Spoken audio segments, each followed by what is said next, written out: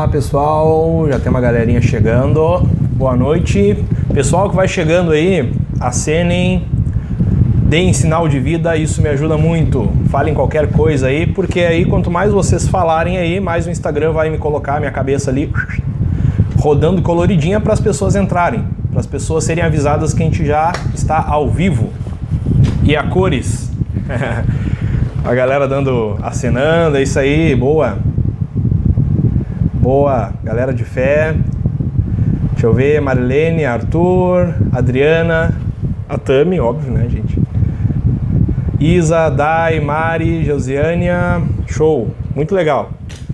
Todos aqui, show. Galera, não vou ficar muito tempo, tá, nesse período de boa noite, tudo, porque vocês vão ficar entediados. Então nós estamos aqui há 1 minuto já de receber vocês e dar boa noite, barará. Vamos começar o conteúdo, pau na máquina. Podem ir perguntando, podem ir falando enquanto eu começo a explanação aqui, mas eu primeiro de tudo queria retomar o que eu já falei nos stories esses outros dias do porquê fazer essas lives, né? E por que é importante isso e qual é o tempo dessa live, como é que vai funcionar esse troço. Bom, eu não sei se esse horário é bom, se esse horário é ruim, né? Na verdade sempre vai ser ruim para algumas pessoas, mas é bom para mim e é o horário que eu consigo, tá, gente? Então, nós vamos tentar ser breves. 20 minutos a nossa live vai durar, no máximo. No final eu vou passar o exercício, tá? Porque cada uma dessas lives vai ser finalizada com um exercício que vocês podem fazer tanto em si próprios, né? Para si próprios, para uso pessoal, quanto para uso no consultório, no contexto clínico, né? Para o pessoal que é da psicologia, que está aí entre nós. Porque tem uma galera da psico que vai assistir também. São muito bem-vindos, muito bem-vindas, como eu falei. E como eu disse, o nosso livro, tema, né? O nosso material base, digamos assim, para essas lives é essa obra, esse livro do Viktor Frankl, Em Busca de Sentido. Ele tem vários livros que ele vai especificar melhor como é que funciona a logoterapia. Eu não vou falar em logoterapia, eu vou me ater principalmente à experiência do Viktor Frankl e de como nós podemos extrair dessa experiência algumas coisas práticas, questões práticas de como ajudar as pessoas a ver sentido, ver graça na vida, ou ajudar a si próprio, né, a ver mais graça, mais sentido na vida. A Clarice entrando aí, que legal, muita gente bacana aqui. Pessoal, como é que funciona isso? Tá? Existe uma coisa que o Frankl diz que é a grande síndrome dos nossos tempos, que é a síndrome do táxi. Tem muita galera que estuda logoterapia e não conhece isso porque ele não escreveu muito sobre isso. Mas o Frankl falou sobre a síndrome do táxi, por incrível que pareça, aqui em Porto Alegre, quando ele veio na PUC, em 1984 ou 85, não sei, eu não estava lá, eu nem era nascido. Mas tem no YouTube isso aí, né? Uma palestra do Viktor Frankl aqui na PUC-RS, em Porto Alegre, e que ele conta que ele estava indo palestrar em outro país na Europa, não lembro onde, e ele não sabia o que falar na palestra. Ele conversou com um taxista, que ele ia falar sobre o sentido de vida para a geração atual. E aí o taxista falou que é muito simples falar sobre sentido de vida, falar sobre a loucura da geração atual. Eles estão viciados em drogas, eles se matam uns aos outros e eles também matam a si mesmos. E aí o Frankl riu do taxista e disse, olha, falando do teu jeito, né, tu acabou falando muito do que eu vou dizer lá. Porque esses são justamente os sintomas da perda de sentido na vida. A agressão, ou seja, a pessoa não vê sentido na realidade, então ela se revolta com o mundo, ela se revolta com si mesmo, ela se revolta com o outro, né? A agressão. A depressão, ou seja, a pessoa perde a percepção de sentido da vida, fica sem graça, ela fica entediada, ela não tem vontade de se levantar, ela não tem vontade de fazer nada. E a fuga da realidade. E essa fuga da realidade, o taxista do Frankl representou como uso de droga, mas não precisa ser necessariamente usar droga. A pessoa pode fugir da realidade através de uma abstração, que é uma coisa que eu brinquei muito até no Stories. Não precisa ir ao Tibete para encontrar sentido de vida. Não tem nada contra o Tibete, né? Não tem nada contra os monges tibetanos, pelo amor de Deus, muito pelo contrário. Mas isso às vezes vira um escapismo para a vida também. O pessoal que vai entrando pode ir acenando, não tem problema. Tá muito legal ver a galera chegando aí. A Grazi chegou, a Grazi estuda sentido de vida, inclusive no mestrado, né? Então a questão é, isso também é uma fuga da vida real. Por isso que eu falei muito em vida real. Então o Frankl também vai entender que isso é uma forma de fugir, isso é uma forma de, digamos assim, entorpecer essa perda de sentido na vida. Eu vou ser feliz quando eu for pro Tibete, quando eu tiver 1 milhão, quando eu for milionário, e aí eu vou poder ir pra praia todos os dias. Então eu estou deslocando o sentido da minha vida para um futuro hipotético que talvez nunca chegue, talvez eu morra sem nunca ir no Tibete, porque eu acho que a vida só faz sentido quando eu estiver lá, né, no mundo da fantasia. Tá? Por isso que a ideia é o sentido de vida na concretude, no dia a dia, no aqui e agora, porque o Frankl vai dizer isso. O sentido de vida ele parece abstrato, mas ele é algo que a pessoa realiza em atos, na prática, dia após dia, e é sobre isso que a gente vai falar nessas 4 lives. Então cada live vai ser dedicada a uma das fontes de busca de sentido, tá? Então como é que eu faço para ver sentido na minha vida? Eu tenho a minha colinha aqui, tá? Então vocês vão me dar uma licença aqui, e a galera que está entrando aí, sejam bem-vindos, tá? E a live de hoje, então, vai ser dedicada a uma das fontes de busca de sentido que o Frankl identificou nessa experiência terrível que ele teve como prisioneiro no campo de concentração, tá?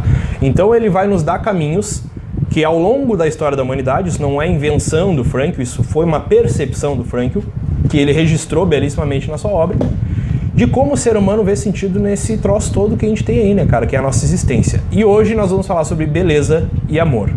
Parece engraçado isso, né? Parece um tema assim, o Michael vai falar sobre comédia romântica, você tem que achar a tampa da sua panela, né, metade da laranja. Não é exatamente isso.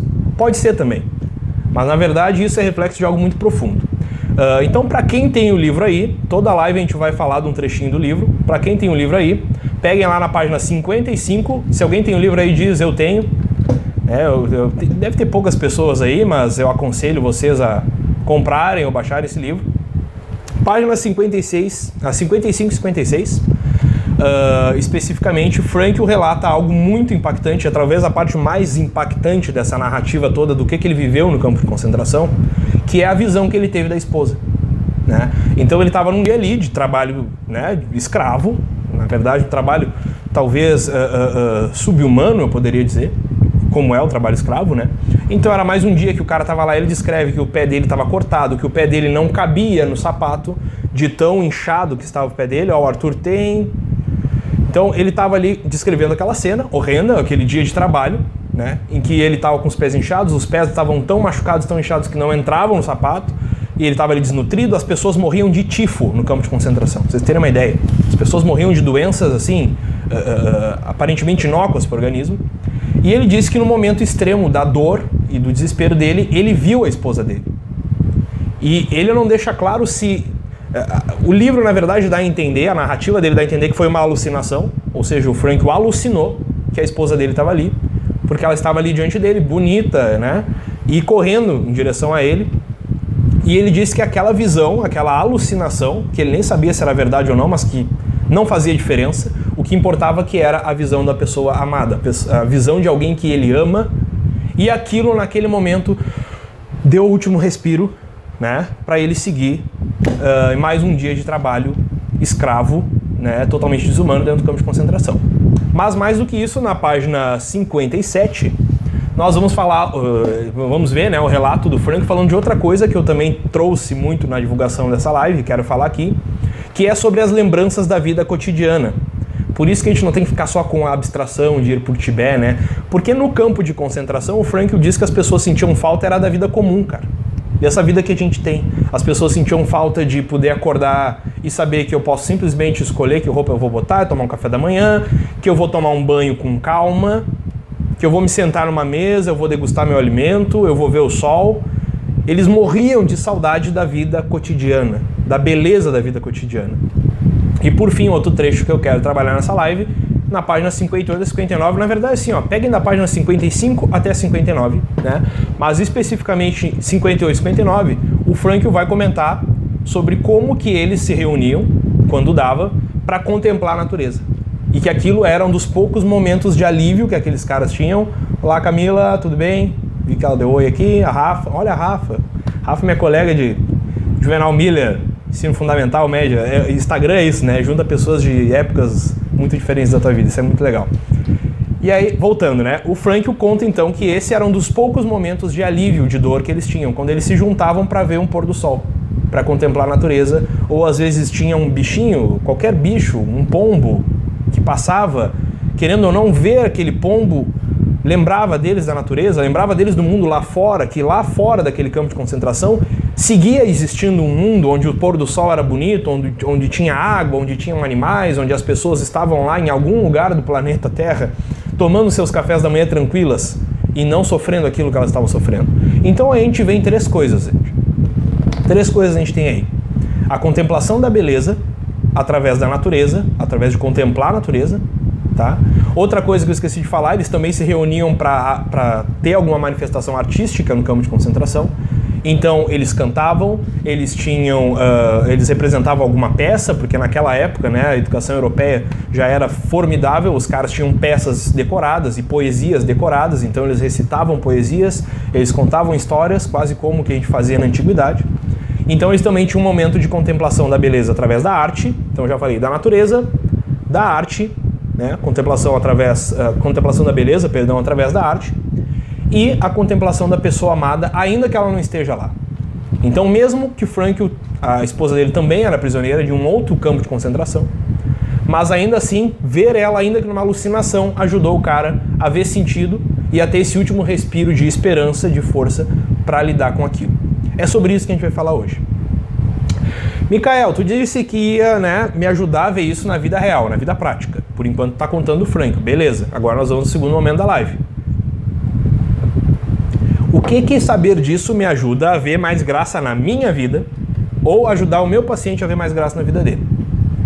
Gente, contemplar a beleza parece algo mega abstrato, mas é o que a gente faz em coisas muito práticas. Tu não precisa ser um grande apreciador de obras, de pinturas, de teatro e saber dissertar sobre estilos narrativos. Não. Contemplar a beleza é algo tão simples como o que eles descrevem na experiência do campo de concentração. Eles contemplavam a beleza da natureza, vendo um pôr do sol. Então o que as pessoas geralmente fazem quando sofrem um luto, né? Quando tem alguma experiência muito traumática? É muito comum as pessoas tirarem um período off, né? Quando é possível isso. Eu vou lá para o meio da natureza, eu vou acampar, eu vou fazer uma imersão em algum lugar, eu vou visitar algum balneário bonito, eu vou para Florianópolis, eu vou para Cancún, aí entra o Tibete, né? Por que as pessoas têm essa coisa de se refugiar em lugares onde a beleza natural ela é exuberante para tentar se encontrar, para tentar superar algum trauma? É simples, porque existe contemplação de beleza.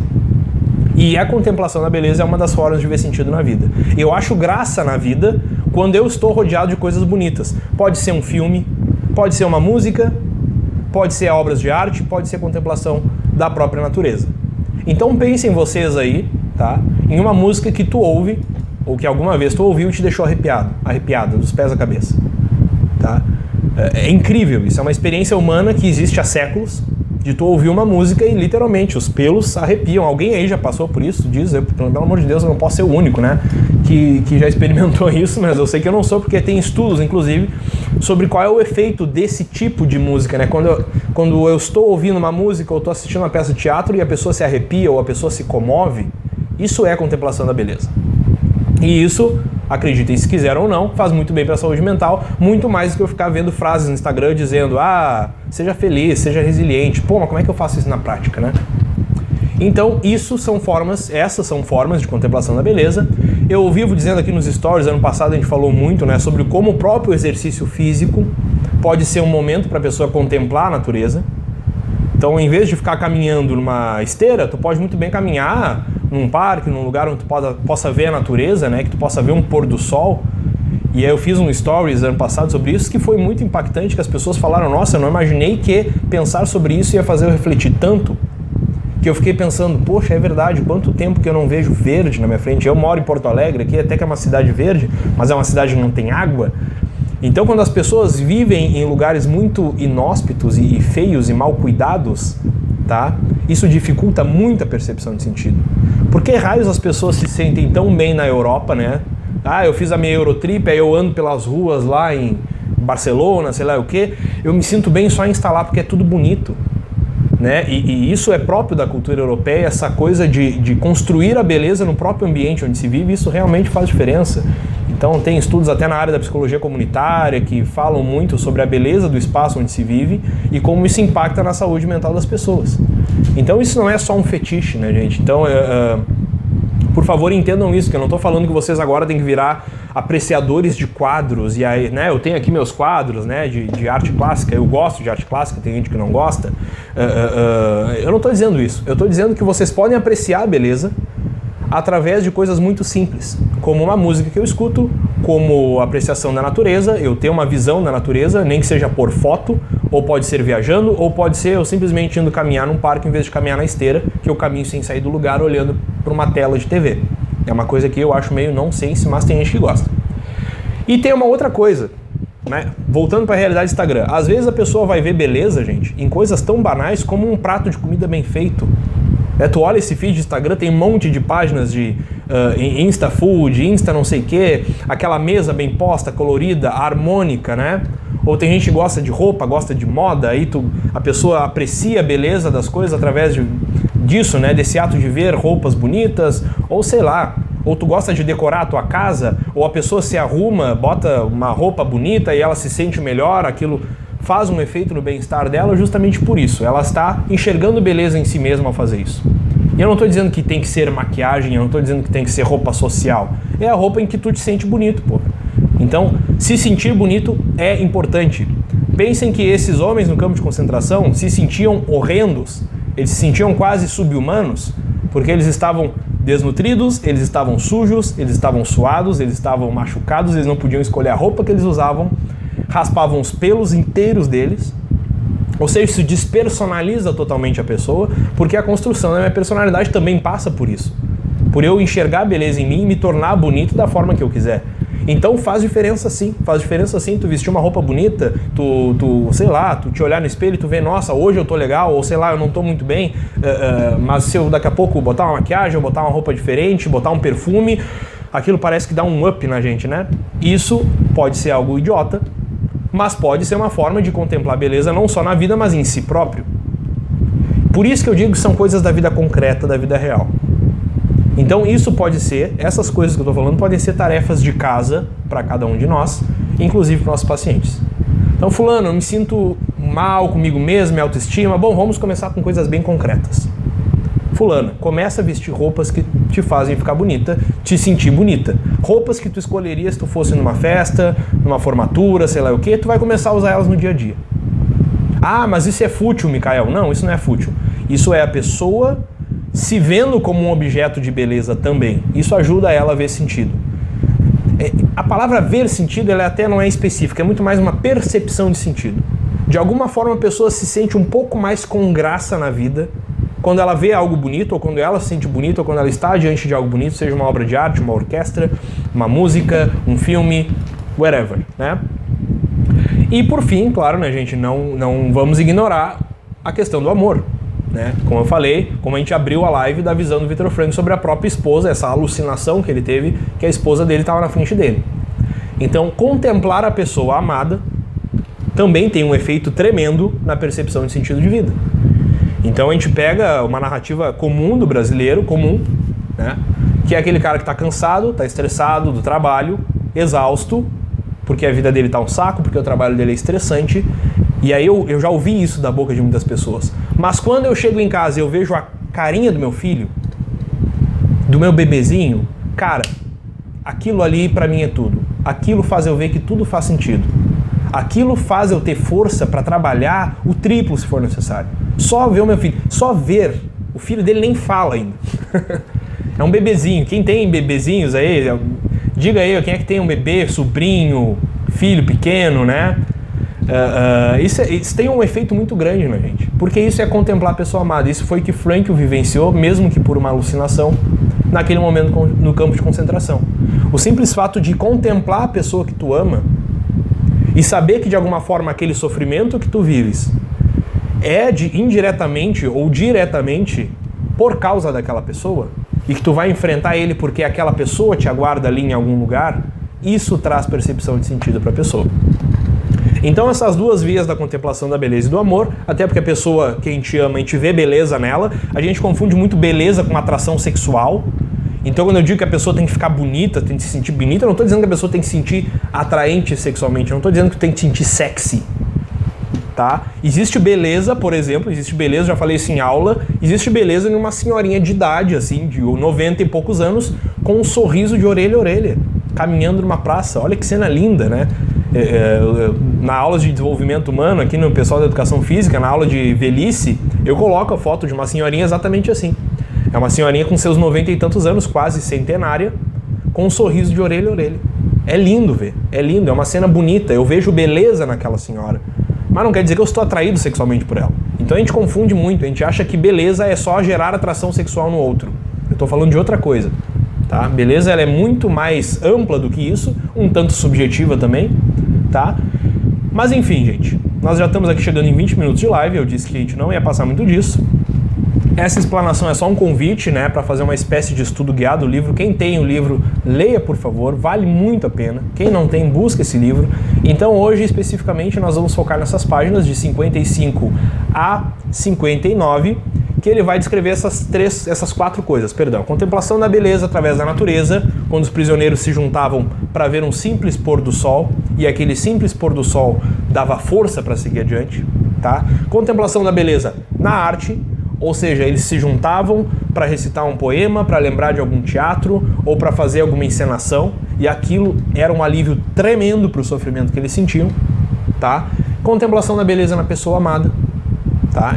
Percebam quando eu falo arte, eu falo no geral, tá, gente? Arquitetura, música, filme, ou qualquer coisa que esteticamente seja atraente para ti. Então tá, Mikael, qual é o objetivo, qual é o exercício da live de hoje? Que vocês podem fazer tanto para si próprios, quanto no contexto de consultório. Então eu tenho um paciente meu que reclama que acha que a vida não é sem graça, ele não está necessariamente com depressão, ele pode estar com a síndrome do táxi, que é esse vazio existencial, que Frankl chama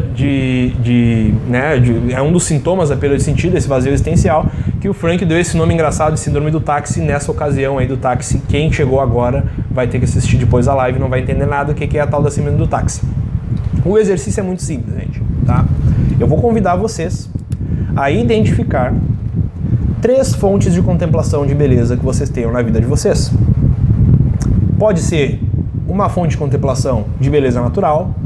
Bah, cara, eu acho lindo, sei lá, o Tibete, né? Já que eu falei do Tibete, eu acho lindo aquelas montanhas do Tibete.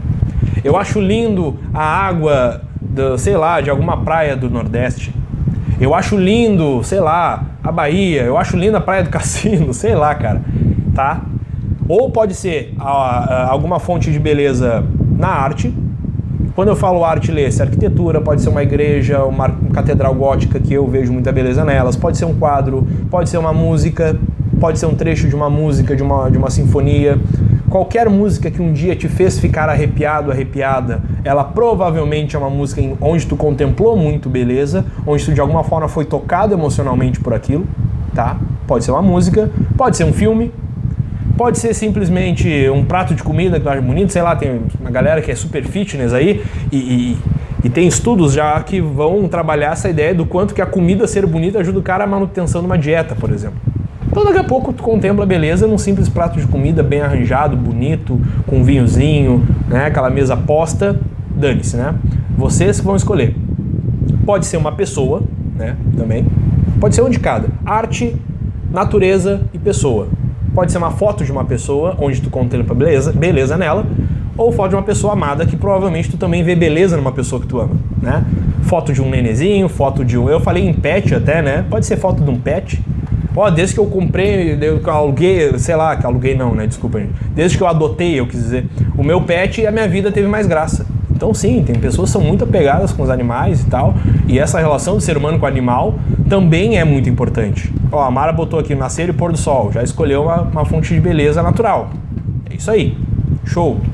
Né? Então pode ser um animalzinho, pode ser um sobrinho, pode ser a esposa. Para quem está em problema com relacionamento, até um exercício interessante, né? Ah, poderia ser meu marido, minha esposa, minha namorada, mas a gente está mal. Cara, experimenta pegar uma foto do teu companheiro, da tua companheira, de quando vocês se conheceram, uma foto antiga, e contempla essa foto. Vê se não acende alguma coisa em ti, né? Geralmente relações de muito tempo, de longa data, né? Tu vê que a foto, a pessoa já estava diferente, ela estava com um rosto mais jovialzinho, estava bem novinho, bem, né? Nossa, daquele tempo, poxa vida, vê se aquilo não reacende de alguma forma aquela contemplação de beleza dos apaixonados, que na arte, na poesia, o ser humano retrata há milênios. E por que a gente fala tanto nisso? Por que a gente fala tanto no amor, no apaixonamento? Porque isso é contemplar beleza e amor em algo, em um ser humano concreto na tua frente. E hoje nós sabemos o quanto que isso contribui para a pessoa ver sentido na vida. Ela estar apaixonada por alguém, mesmo que ela quebre a cara depois. Mesmo que ela quebre a cara depois. Depois a gente conserta. É óbvio que não. Se a pessoa também entra numa depressão profunda e quer se suicidar, não adianta. Mas às vezes a loucura da paixão, ainda que ela possa ter um desfecho não desejável, ela acaba sendo saudável por acender no ser humano isso aí. Essa contemplação da beleza, essa contemplação do amor em outra pessoa. Aquilo que Frankl relata pra gente e que ele experienciou também. Então, qual é o resumo do exercício? Vocês vão identificar 3 fontes, pode ser uma de cada, pode ser 3 da mesma. Natureza, arte, pessoa amada. E eu vou convidar vocês a postar isso aí nos stories de vocês e usar a hashtag Volte pra Vida Real, marcar lá o kael.correr para eu dar uma olhada, para eu ver, e vamos encher esses stories de beleza e de fontes de amor. E quando eu falo amor não é para ser piegas não, gente, tá? Uma pessoa que não ama nada nem ninguém, ela tem um vazio existencial tremendo, porque ela não tem pelo que viver, né? Do outro lado, uma pessoa que tem alguém que ame, ainda que a vida dela seja uma merda, cara, a própria existência daquela pessoa amada ajuda ela a resistir a esse estresse, e nós vimos isso claramente no relato do Frankl, e nós vemos isso em qualquer cidadão comum que infelizmente pode ter condições de trabalho péssimas e detestar a vida que tem, mas eles dão esse relato. Quando eu chego em casa e eu vejo o rosto do meu filho, que ela vem, me abraça, minha filha vem, me abraça e diz: papai, tu chegou tal com saudade. Cara, não tem estresse. Como é que é? A Mara tem uma pergunta: a própria existência não é o sentido maior? A própria vida não é o amor maior? Com certeza é. Só que quando a pessoa está num vazio existencial, Mara, ela não percebe isso. Então nós temos que pegar recortes de vida, recortes dessa existência. É como se fosse pegar o cara pela mão e ir mostrando pouquinho a pouquinho. Olha, fulano, a vida tem graça sim. Por exemplo, olha aqui esse pôr do sol, não é bonito? É bonito. Olha aqui essa criancinha, tua sobrinha. Não é lindo ver ela? É lindo ver ela. Aquela música, tu não fica arrepiado quando tu ouve aquela música daquela banda que tu gosta? Sim, eu fico arrepiado. Bom, então alguma graça existe na vida. Então, com certeza, a existência é o próprio sentido da vida humana, é estar na vida humana, né? Essa vida que a gente não consegue explicar, que nenhuma ciência, nenhuma filosofia, nenhuma religião abarca exatamente, né? Ainda que a pessoa que seja devota da religião, que professe determinada fé, ela vai ver a sua existência à luz daquela fé, e nós como psicólogos não devemos contestar isso. Com certeza a própria existência é o grande sentido, mas é abstrato demais eu dizer para um paciente, para uma pessoa que está com esse vazio existencial, que a própria vida dela faz sentido. Então nós pegamos esse exercício que eu estou convidando vocês, é pegar recortes dessa vida, para que paulatinamente a pessoa perceba esse sentido maior que tem na vida. Quais são os caminhos que o Frankl vai nos direcionar para fazer essas coisas? São exatamente esses que eu coloquei na live. Eu poderia desdobrar mais, obviamente, mas seriam esses: a contemplação da beleza, amar alguém, né? Amar algo ou alguém. Depois nós vamos falar em trabalho, nós vamos falar do serviço, que é uma coisa que está muito na moda, o seu propósito, a sua causa pelo qual você vive, o seu trabalho. Isso na vida adulta, no mundo moderno, é uma das principais fontes de sentido. A gente atribui sentido a nós mesmos muito pelo nosso trabalho. Isso pode ser um tanto perigoso também, né? O Frankl vai dizer que não é só trabalho, não é só escolha profissional que faz eu ter sentido na minha vida. Nós vamos falar também sobre o humor, amanhã inclusive. A live de amanhã vai ser sobre o humor, sobre o riso, né? Sobre perceber-se um tanto ridículo. Isso é inclusive uma estratégia da logoterapia, do autodistanciamento, da intenção paradoxal, ou seja, justamente aquilo que é fonte de sofrimento e de medo. Quando eu aprendo a fazer escárnio daquilo, quando eu aprendo a não levar aquilo tão a sério, eu consigo superar melhor aquilo. Então amanhã a gente vai falar sobre o humor, e é legal isso, porque o pessoal da psicologia não tem, né? Às vezes a gente é muito sério, a gente é muito sisudo. Eu ainda brinco, o Frankl é um dos poucos psicólogos teóricos, psiquiatras, né? Teóricos da psicologia, da psiquiatria, que tem foto sorrindo. É ele e o Carl Rogers. No geral, os psicólogos são super sisudos. Não sei se te respondi, Mara, mas é por aí. É por aí.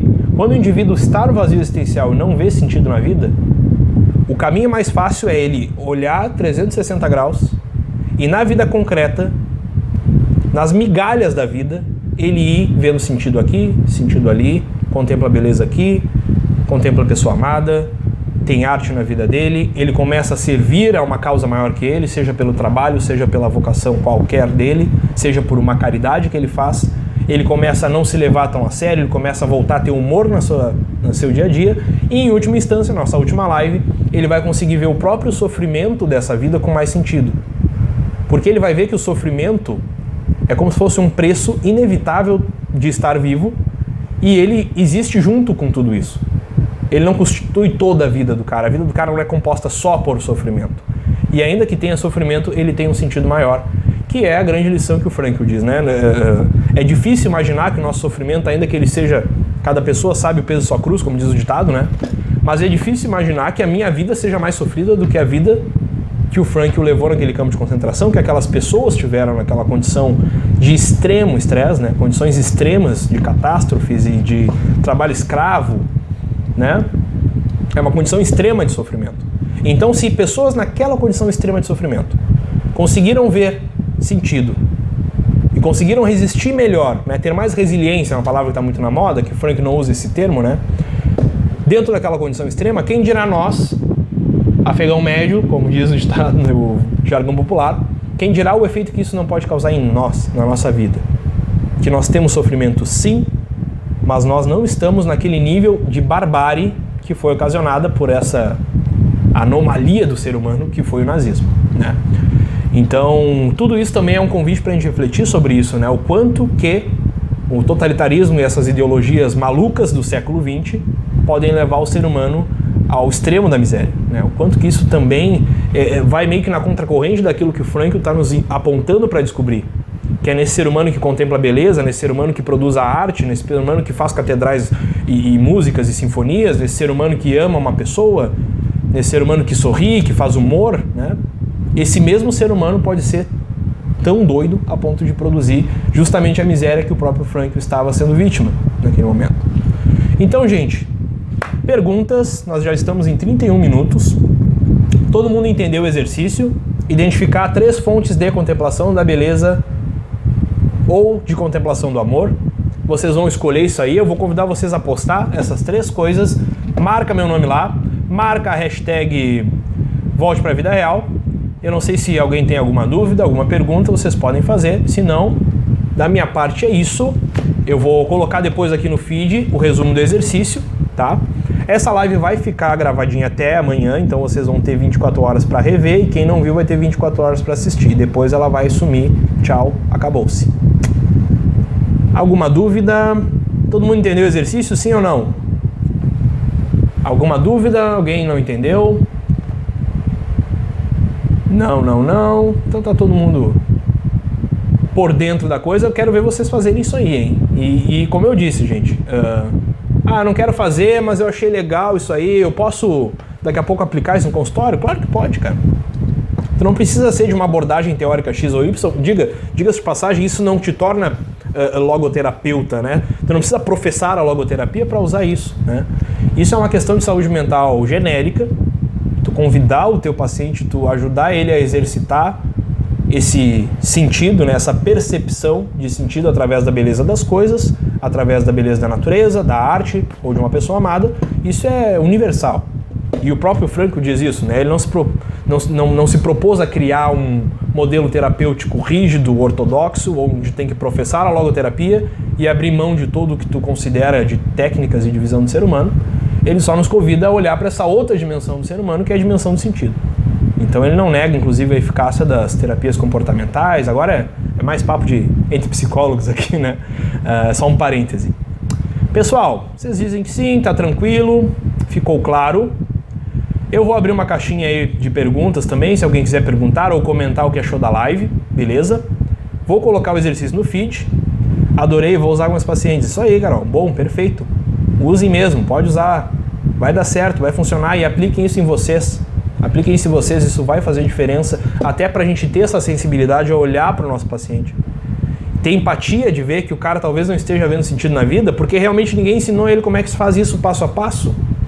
Só fica nessa coisa abstrata, né? A vida faz sentido, valorize a vida, vamos falar sobre saúde mental, vamos, né? Essa coisa não te leva a lugar nenhum. Pro cara que tá ferrado mesmo, o cara precisa de algo assim, ó, baby steps, como os americanos dizem. Então, às vezes, nosso trabalho é pegar o cara da mão e mostrar essas coisas minúsculas, aparentemente banais do dia a dia, que podem sim ajudar ele a perceber mais sentido, a ver mais graça na sua vida e daqui a pouco até evitar de tirar a sua própria vida. Quantas vezes as pessoas não deixam de se suicidar por coisas tipo essa? Pá, cara, eu lembrei da letra de tal música e de alguma forma senti que não era agora. Ou eu vi uma foto do meu sobrinho E eu, cara, eu não vou fazer essa tragédia com meu sobrinho. Aí entra a contemplação da pessoa amada. Tá? E o Frankl fala disso também, né? Que ele usa a expressão, leia um livro, né, gente? Eu jamais vou conseguir contemplar essa obra inteira em lives, né? E ele fala muito disso, que os caras iam pro fio, diziam que eles iam pro fio quando eles iam se suicidar. O que era ir pro fio? Era uma cerca elétrica, de altíssima voltagem. Um belo momento, o cara ia lá, se jogava naquele troço, era impossível de sobreviver.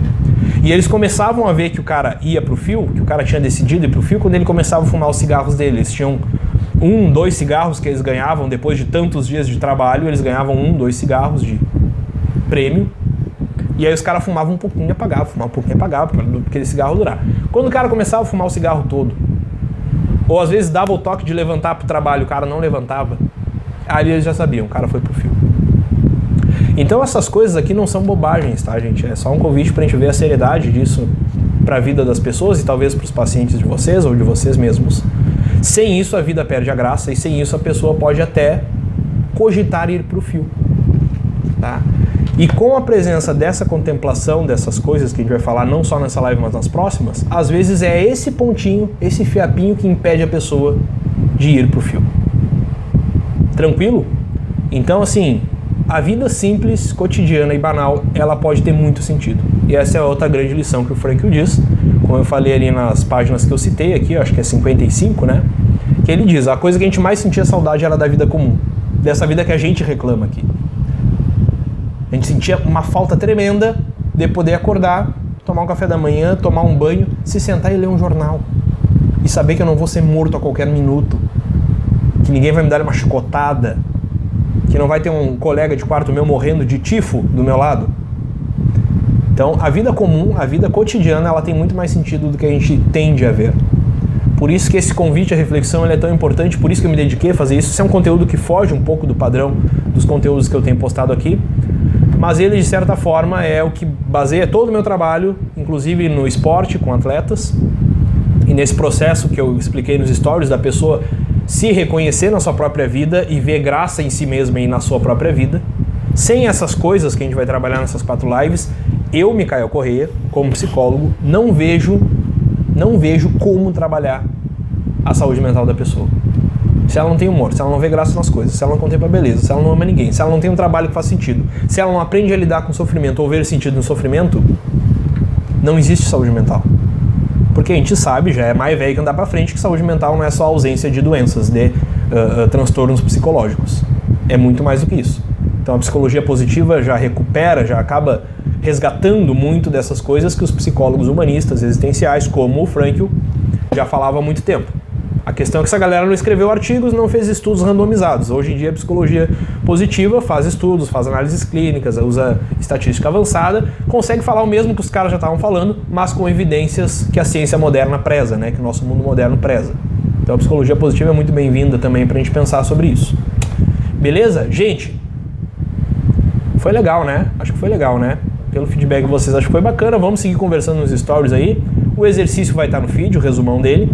E eu quero ver vocês postando isso aí nos stories, cara, tá? Marca meu nome aí, vai ser um prazer pra mim ver o que vocês enxergam beleza, onde vocês enxergam beleza, seja natureza, seja arte, seja pessoa, seja comida, seja roupinhas estilosas no Instagram, não importa, tá? Isso não é fútil, não deixe ninguém dizer que é fútil aquilo que vocês enxergam como algo belo e que de alguma forma te ajuda a ver sentido nas coisas. Então, um abraço, boa noite, amanhã 8h30, mesmo bate-horário, bate-local, mesmo fundo.